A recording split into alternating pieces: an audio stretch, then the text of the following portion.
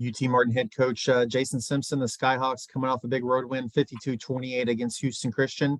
Now 5-3 overall, 5-1 against FCS teams, 3-0 in OVC. One more non-conference game, host Kennesaw State this week. So, Coach, talk about your win, and then we'll go to some questions. Yeah, good. It was a new environment for us, a new team we hadn't played in my tenure here. I was proud of the kids from the standpoint of, it was an adventure in the travel, just some, it wasn't a charter, so it was commercial and, on separate planes because of, space and the amount of parties. So, but I thought the kids handled it good, and I was proud of them. They, small crowd there, so the kids, had a lot of energy and positive energy, knowing what was at stake of playing well on the road.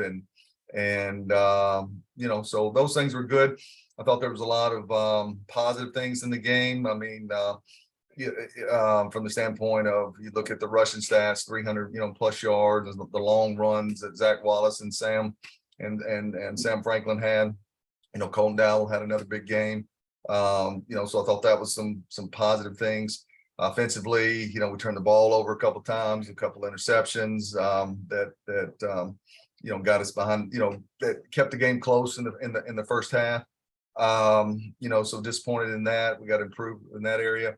Defensively, didn't tackle real well. Okay. Didn't tackle real well. Gave up an 80-yard touch, on a 5-yard pass, missed some tackles, and a guy takes it 80 yards on us. But that defense got 7 turnovers. Only got 17 points off those 7 turnovers. So a lot of stuff to, as a coach, to point out that we need to do better. But like I said, 7 turnovers that we got, 300 something yards rushing, pretty good combination to give you a chance to win on the road. So Dylan Dotson, he's the National Defensive Player of the Week. He got 2 forced fumbles, 2 fumble recoveries, scored a touchdown. Talk about his performance in forcing some of those turnovers. Yeah, very proud of Dot, as we call him. He seems to be getting better on a weekly basis. He's a very active guy. Does a great job. Maybe a little undersized compared to some D linemen in this league, but when he gets single blocked, he's can get off those blocks. His second reactions are pretty good, and he's got a high motor. Enjoys playing the game. I'm real proud for his production, and I think he's even got a higher ceiling than this. I think he can keep improving, and we need him to. So you mentioned just the 7 turnovers. So right now you're all 4th nationally, 13 interceptions this season, 20 turnovers gained. What's the secret to to making those turnovers and giving the ball back to your offense? Well, I've got that secret recipe in a little box here, and I'll give it out. There's some years where we've had outstanding defense and didn't get a whole lot of turnovers, but we were hard to score touchdowns against. Statistically, our numbers have been a lot better over the years. But we're up to this point, we played good team football. Okay, as far as what I mean by that, offensively, there's been days that, we've had good rushing stats. Okay. There's been games we've had good passing stats. Defensively, getting 19 turnovers that we've got?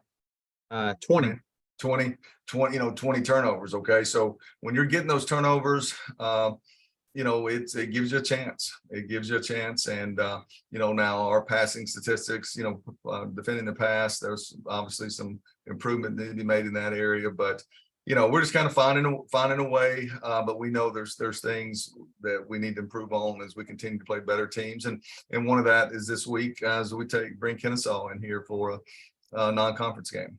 So let's talk more about Kennesaw. They've won a couple in a row now. They were struggling at one point, but now 4-4 and have traditionally been very good and moving up to FBS pretty soon.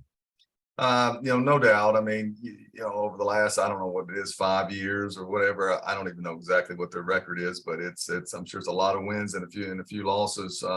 They've traditionally been one of the mainstays in the top of the FCS rankings and deep into the playoffs, and and coach done a great job with that program since they started. You start offensively with their, it's tough to defend. You're having to defend the triple option now, so that's a problem, from the get-go. You don't see that on a weekly basis, and then they spread you out, and when they're throwing for 145 yards a game, and the quarterback's a great athlete, be able to run around. So certainly that presents a big challenge to us on defense. And then offensively, as you look at the tape, you see, long, good looking, athletes, good looking football players, is it's good or better than any FCS team that we've played.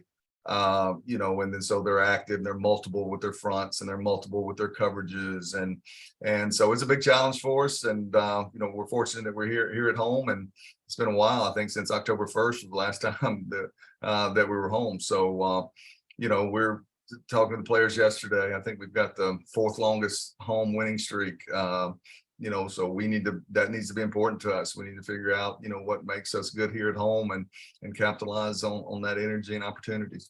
When's the last time you played a team that did some triple option?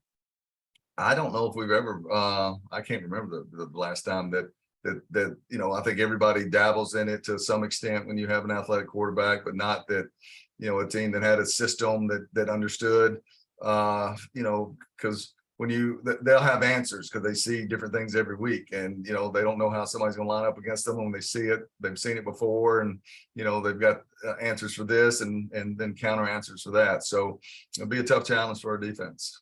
So let's talk about Colton Dow, who set the UTM career receiving marks. And it seems like he's been around forever, because he has, but he's just been good his whole career. So what's he meant to the program? He has, and I'm glad you asked about him. I can't say enough praise for Colton Dowell, and it was pretty neat. His dad and his brother were at Houston and got to visit with them at the hotel. And there's times that you wish you had the opportunity to develop relationships with every player and their families, like we've been able to do with Colton Dowell's. But they live here in Tennessee, so they're able to get over here to some practices and all the games for all these years. And I just can't say enough about his family and their support of the program, and the kind of young man Colton Dowell is. He's graduated, he comes to work, practices every day.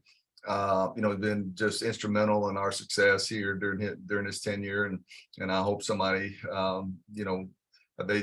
that he gets an opportunity at some professional level, and I think somebody would be glad that they took a chance on him. Well, Coach, thanks for your time this morning, and best of luck this week, and we'll talk to you next week. Hey, thank you, man.